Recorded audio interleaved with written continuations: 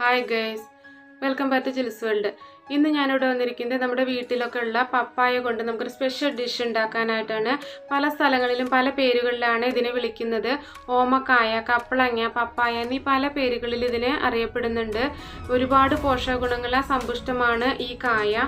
നമ്മൾ ഡെയിലി ഭക്ഷണത്തിൽ ഉൾപ്പെടുത്തുകയാണെങ്കിൽ ഒരുപാട് അസുഖങ്ങൾക്കും കൂടി പ്രതിവിധിയാണ്. അപ്പോൾ നമുക്കത് എങ്ങനെയാണ് ഉണ്ടാക്കുന്നതെന്ന് വീഡിയോയിലൂടെ നോക്കാം. ആ പപ്പായയുടെ തൊലിയൊക്കെ ഒന്ന് കളഞ്ഞെടുക്കുകയാണ് ആദ്യം തന്നെ ചെയ്യേണ്ടത്. എല്ലാ സീസണിലും കിട്ടുന്നതാണ് പപ്പായ. ഒരുപാട് വിറ്റാമിനുകളും നാരുകളും ധാതുക്കളും ഒക്കെ സമ്പുഷ്ടമാണ് പപ്പായ. പപ്പായ ഡെയിലി നമ്മൾ ഭക്ഷണത്തിൽ ഉൾപ്പെടുത്തുകയാണെങ്കിൽ ഒരുപാട് അസുഖങ്ങൾക്കും അതേപോലെ തന്നെ സൗന്ദര്യത്തിനും എല്ലാത്തിനും പ്രതിവിധിയാണ്. ശ്വാസകോശ സംബന്ധമായ അസുഖങ്ങൾ, കൊളസ്ട്രോൾ കുറയ്ക്കാനും ശരീരത്തിലെ അണുബാധയൊക്കെ ഇല്ലാതെയാക്കാനും ഒക്കെ സഹായിക്കുന്നുണ്ട്. പക്ഷെ സ്ഥിരമായിട്ട് ഭക്ഷണത്തിൽ ഉൾപ്പെടുത്താൻ പലരും ശ്രദ്ധിക്കാറില്ല. കാരണം ഇത് വീട്ടുമുറ്റത്തുള്ളതാണെങ്കിൽ പോലും ഇതിനെ അവോയ്ഡ് ചെയ്യാണ് പലരും ചെയ്യാറുള്ളത്. പക്ഷേ ഇനി മുതൽ ഇതിൻ്റെ ഗുണങ്ങൾ അറിഞ്ഞു കഴിഞ്ഞിട്ടുണ്ടെങ്കിൽ എല്ലാവരും ഡെയിലി ഭക്ഷണത്തിൽ ഉൾപ്പെടുത്താൻ വേണ്ടി ശ്രദ്ധിക്കും. അത്രയേറെ ഗുണങ്ങളാണ് ഈ പപ്പായക്കുള്ളത്. പപ്പായയുടെ പച്ച പപ്പായ മാത്രമല്ല, പഴുത്ത പപ്പായ ആണെങ്കിലും ഇലയാണെങ്കിലും ഒക്കെ ഇതിനായിട്ട് ഓരോ കാര്യങ്ങൾക്കായിട്ട് യൂസ് ചെയ്യുന്നുണ്ട്. എല്ലാം ആരോഗ്യത്തിന് വളരെയധികം നല്ലതാണ്. അതുപോലെ തന്നെ പഴുത്ത പപ്പായ സൗന്ദര്യവർദ്ധക വസ്തുക്കളിലും അതേപോലെ തന്നെ ഫേഷ്യൽ ചെയ്യാനും സോപ്പ് ഉണ്ടാക്കുന്നതിനും മറ്റും എല്ലാത്തിനും യൂസ് ചെയ്യുന്നുണ്ട്. ഇതെല്ലാം ദഹന പ്രക്രിയ വളരെയധികം ഈസിയാക്കി മാറ്റുന്നു.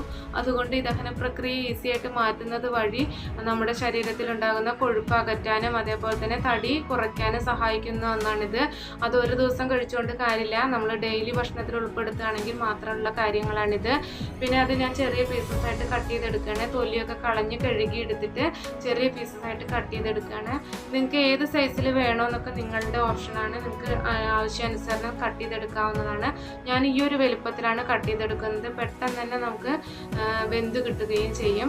പിന്നെ ഫ്രണ്ട്സ്, നിങ്ങൾ ആരെങ്കിലും സബ്സ്ക്രൈബ് ചെയ്യാതെ എൻ്റെ ഈ വീഡിയോ കാണുന്നുണ്ടെങ്കിൽ സബ്സ്ക്രൈബ് ചെയ്ത് സപ്പോർട്ട് ചെയ്യണം.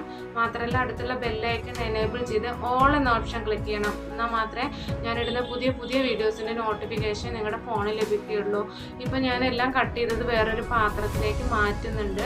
പിന്നെ ബാക്കിയുള്ള പീസസും കൂടെ ഒന്ന് കട്ട് ചെയ്തെടുക്കാം.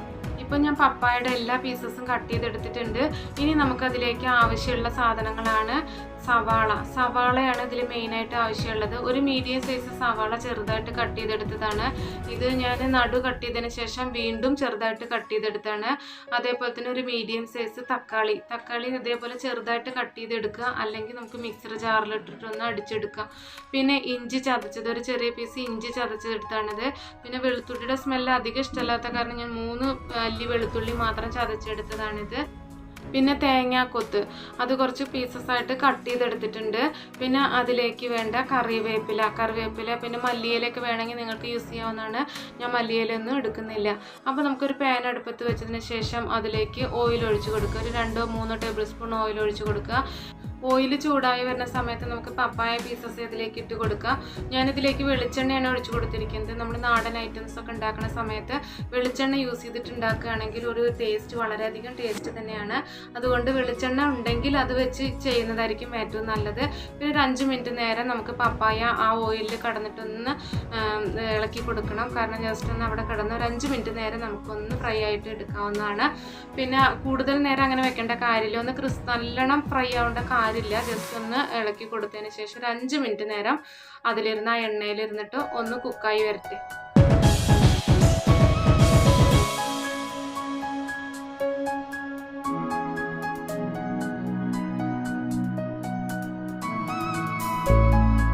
ഇപ്പോൾ 5 മിനിറ്റ് ആയിട്ടുണ്ട്. നമ്മുടെ പപ്പായ നമുക്ക് വേറൊരു പാത്രത്തിലേക്ക് മാറ്റിയെടുക്കാവുന്നതാണ്. ഇനി ആ ഓയിലിൽ തന്നെയാണ് നമുക്ക് സവാള മിക്സൊക്കെ ഇട്ട് വഴറ്റിയെടുക്കേണ്ടത്.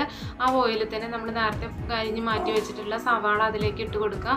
സവാള ഒന്ന് ജസ്റ്റ് ഒന്ന് കളർ ചേഞ്ചായി വരുന്ന സമയത്ത് നമ്മൾ അതിലേക്ക് ഇഞ്ചി ചതച്ചതും അതേപോലെ തന്നെ വെളുത്തുള്ളി ചതച്ചതും കൂടി ഇട്ട് കൊടുക്കുക. അതിനുശേഷം ജസ്റ്റ് ഒന്നും കൂടി ഇളക്കി കൊടുക്കുക. വെളുത്തുള്ളിയുടെ ഒരു പച്ചമണം മാറുന്നത് വരെ ഒന്ന് ഇളക്കി കൊടുക്കണം.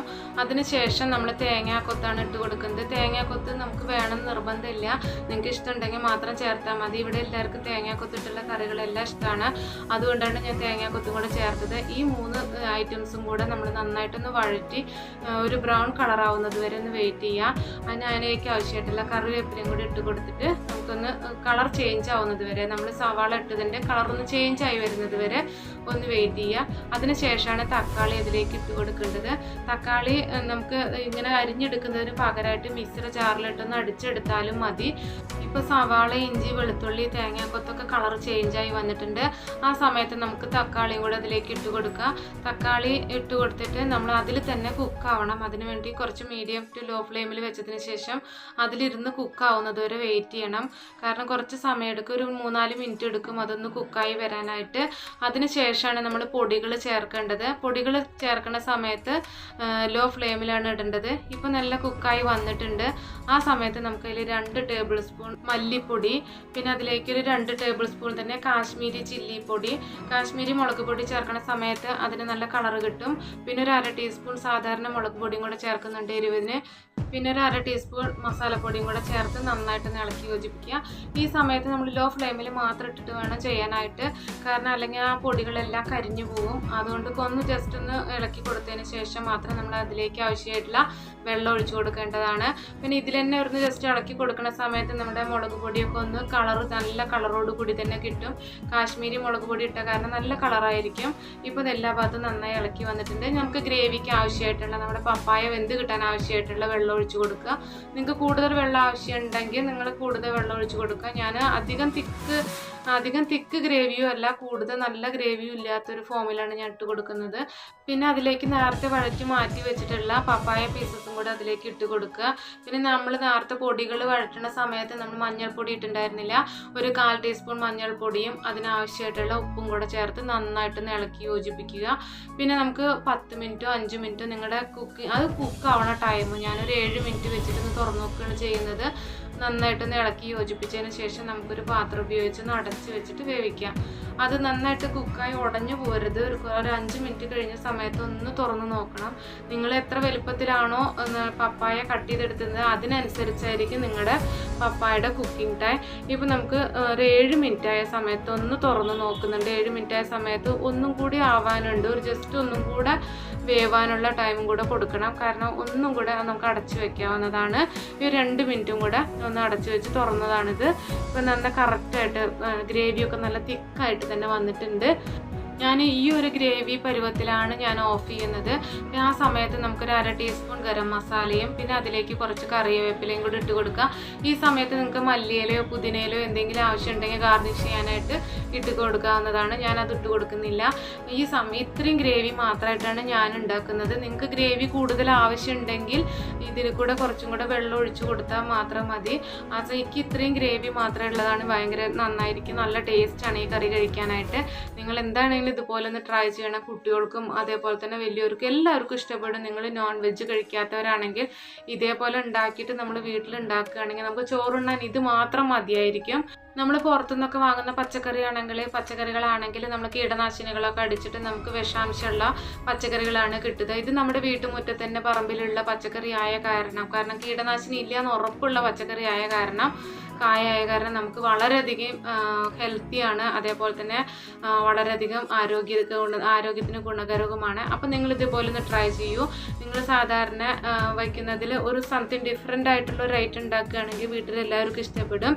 അപ്പോൾ നിങ്ങൾ ഇതേപോലെ ഒന്ന് വീട്ടിലുണ്ടാക്കി എല്ലാവരുടെയും അഭിപ്രായം ഒന്ന് കമൻറ്റ് ബോക്സിൽ അറിയിക്കൂ. അപ്പോൾ നിങ്ങൾക്ക് ഈ വീഡിയോ ഇഷ്ടമായി എന്ന് വിചാരിക്കുന്നു. അപ്പോൾ അടുത്തൊരു പുതിയ വീഡിയോയുമായി വരുന്നത് വരെ ഓക്കെ, ബൈ.